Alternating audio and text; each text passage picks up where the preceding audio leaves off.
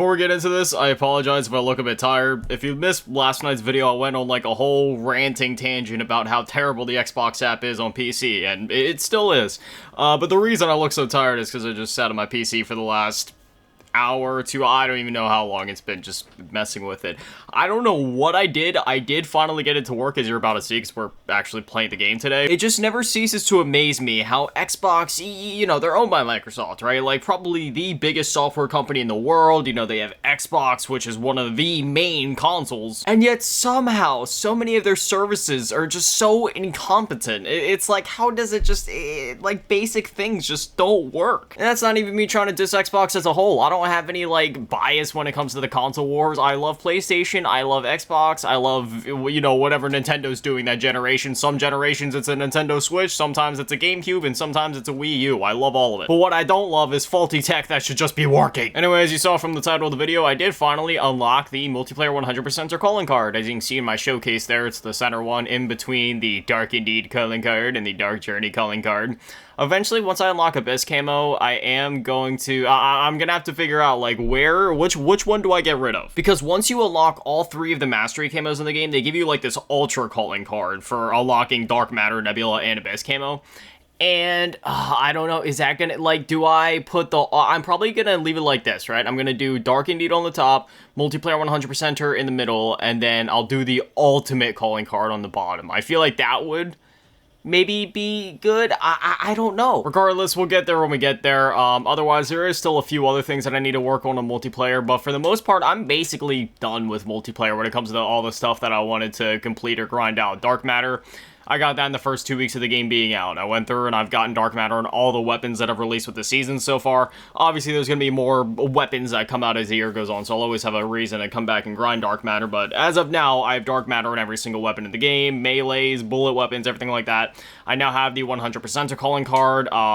You know, I could go for the Dark Ops Mastery if I wanted to, which only requires you to get 15 of the Dark Ops completed.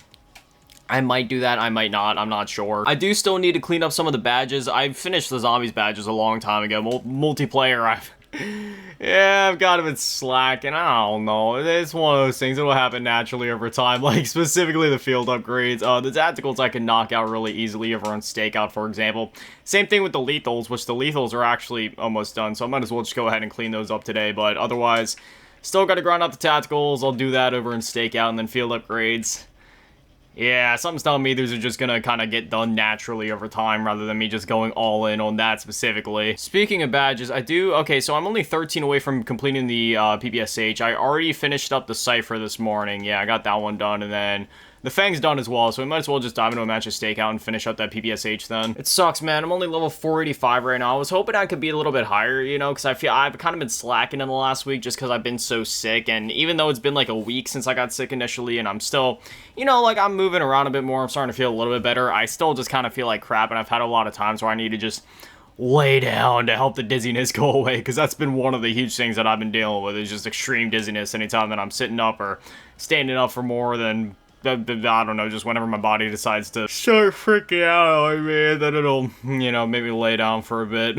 Otherwise, I kind of just start feeling like I'm gonna pass out. It really sucks. I've been playing as much as I can despite that, you know. I mean, you know, I'm level 485. It's only Season 2. Like, obviously, I'm gonna complete. I'm probably, if I had to put a number on it, maybe by the end of Season 3, I'll be level 1000. Maybe sometime Season 4 at the absolute latest. But I'm thinking by the end of Season 3, I could easily be there. I also ended up unlocking Dark Matter and am currently working on Nebula for all of the weapons in that released with Season 2. We'll actually dive into a private match after this match in order to... Whoa! What the...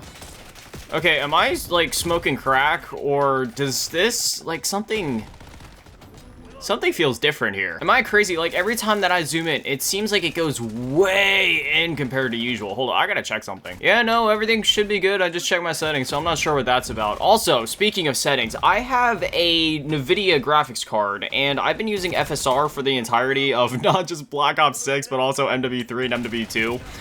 Is it a bad idea to use FSR with a NVIDIA GPU? Would I probably get more mileage out of like DLSS? I also saw there's like Intel Xe SS or whatever. I have an Intel CPU, so, but again, I'm pretty sure that's all just like graphics based. Personally, I don't really like all the upscalers. I kind of just like running the games natively. I feel like that's just like a bigger thing with the gaming industry right now, where I just feel like there's too much of an over-reliance on these upscalers. But at the same time, I don't got the best rig in the world, so, you know, if I want to keep my game running at the decent FPS, I do kind of have to use those upscalers. And by decent FPS, you know, I'm not one of those people that's like, oh man, I need like 250 plus FPS in order for the game to feel right. No, dude, like, as long as it's like 60 FPS, just kind of like ranging around there. For Call of Duty on PC specifically, then, you know, that's fine. I don't even need it to be 60 FPS, dog. As long as the game's running at 30, then I don't care.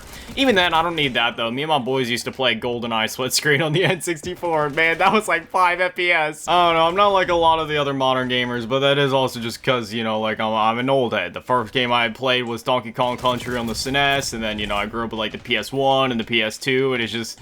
I don't really care about frame rates and all that jumbo mumbo. You know, if I'm playing on PC, I do get a little OCD about it. It's like, all right, you know what?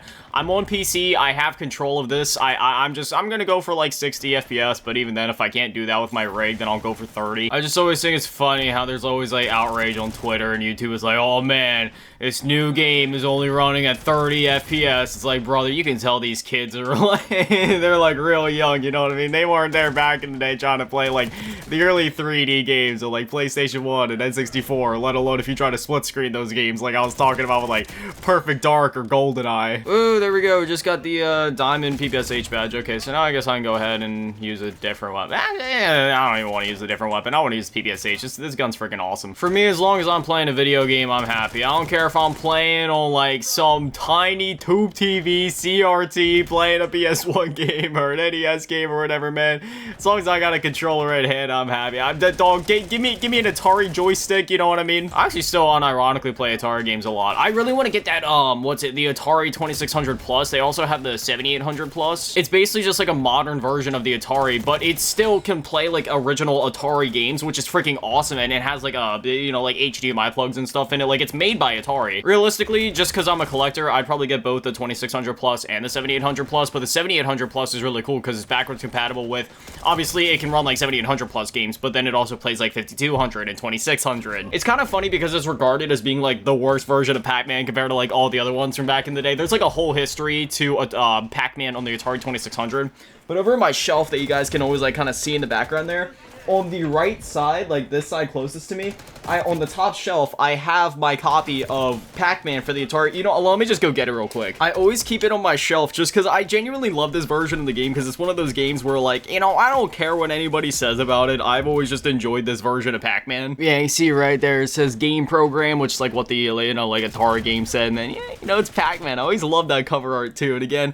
I know this is technically like the quote-unquote worst version of Pac-Man, because again, there's like a whole history to the development of the game. It's actually pretty cool. I definitely recommend looking into it if you're like me and you love learning about like the history of games or the development of games or one thing or another, just learning about games and the behind the scenes of stuff in general. But I've always loved that version of the game. Again, a lot of nostalgia just for playing that version of it, and I love how the cartridge looks, so I always just leave it like on the edge there, right by my PlayStation 2 games. I've always been like that with literally everything though. It doesn't matter if it's like video games, music, movies. I just love hearing the behind the scenes of things and like how certain things came to be, the development of them, what it was like for the people making it, the highs, the lows, the turmoil, or even if there isn't any turmoil, just like, you know, even if it's like just looking at alpha builds of games or beta builds of games. That's always like a joke that I've said where it's like I enjoy watching a movie or playing a game or one thing or another just as much as I do learning about it, and there's like genuine truth to that. Which also reminds me, since I've been kind of bedridden lately, I've had my PS Vita on standby like at all times. I know it's in a Switch case, but that's just because I got like a free Switch case from like Temu or whatever, and I just never got around to actually getting a PS Vita case. I have the PS Vita 2000. You know, the 1000 is cool and all, but I've said it before, for some reason my eyes are weird, and I just can't do OLED. Don't get me wrong, OLED displays look nice. Like my parents, for example, they got like some massive like 70-inch 4K OLED, crazy 120 hertz smart TV, whatever, and you know, like that's what my mom plays Black Ops 6 on, and the game looks freaking insane. But for some reason, when I look at OLED screens for too long, like my eyes and my head just start to feel really weird. here, like, they just, like, genuinely kind of start to hurt. I don't know if it's something, like, if my eyes just don't do good with OLED, but that's why all my displays are LCD. Like, both my monitors are LCD, the TV to my right is LCD, my main display, my Sony Bravia, LCD. The only OLED display I have is my Nintendo Switch, and I think my phone also has, like, a QLED something, but I think that's kind of different. But even then, 90% of the time when I'm playing my Switch, it's on the TV, and not even 90, but like 99%, I should say, really. You know, I'm just playing it in dock mode. Anyways, here is all of the new weapons in Black Ops 6 Season 2 with Dark Matter camo. Still working on Nebula, just, you know, gotta get to that. I've just been grinding out some other stuff, still going for Abyss camo over in Warzone, but there's PPSH, and then here's the Fang 82, which this LMG is absolutely insane. In multiplayer, didn't get tried in zombies yet, but especially over in Warzone, I was shredding through people with this thing. And finally, the Cypher 91, which this weapon is also absolutely insane. You know, when the season first dropped, I was kind of looking at all the weapons like, alright, you know, they're all good, but you know, PPSH is the best, the other ones aren't too bad as long as you're hitting your shots, but the more I've used these weapons, the more I realized how wrong I was. The Cypher and the Fang and the PPSH, all these weapons are absolutely insane, especially over in Warzone. I found that the Fang and the Cypher really hold their own. The PPSH does decent as well, but you really have to be hitting your shots, but otherwise, I definitely recommend giving these weapons a shot, and I'm excited to try them all out in zombies, because I've already basically completed Nebula for the PPSH, still got to do the Cypher and the Fang, so I'm excited to see how these perform, but at least in MP and Warzone, like, yeah, all the new weapons are great. But anyways, that's what we're going to call it for this video. Like I said before, if you haven't gotten to try these new weapons yet, I highly recommend doing so, because they're all really good no matter what mode we're talking about. Anyways, yeah, I guess now I'm going to get back to Warzone, keep grinding Abyss camo, and I mean, as I've said before, the progress on Abyss, it's slow and steady, but, you know, it's still steady. My main goal is just to unlock Abyss camo before Black Ops 6 is over. That's just my goal at this point. But anyways, always massive shout out there to all the patrons and channel members taking all in the low baller tier, and any member shout out there on the big baller tier, Metal Last King, and Big Daddy Manny, and the biggest shout out there on the G tier, Von Events, and the Cheese Girl. Thank you guys so much, guys are literal legends. I love you. Koroni Dodaki Arigatou gozaimasu. Have an amazing day, stay beautiful. I love you all. Peace.